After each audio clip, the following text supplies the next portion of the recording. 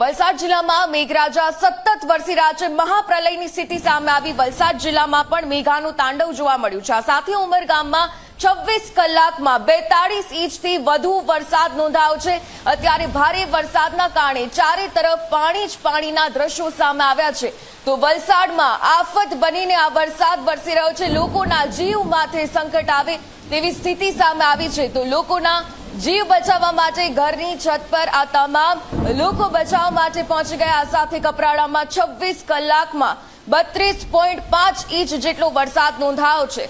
તો આ સાથે નાના પૌઢામાં પણ ગઈકાલથી અત્યાર સુધીમાં 30 ઇંચ વરસાદની સ્થિતિ છે। ધરમપુરમાં પણ અત્યાર સુધીમાં 23 ઇંચ જેટલો વરસાદ વરસ્યો છે। તો અત્યંત ભારે વરસાદથી વલસાડ શહેર સમગ્ર રીતે જળમગ્ન બન્યું છે। વલસાડ જિલ્લાના ગામડાઓ પણ પાણીમાં ગરકાવ થઈ ગયા। નદીઓ ગાંડીતુર બની છે અને ભારે સંકટની સ્થિતિ સમગ્ર વલસાડ જિલ્લામાં જોવા મળી રહી છે।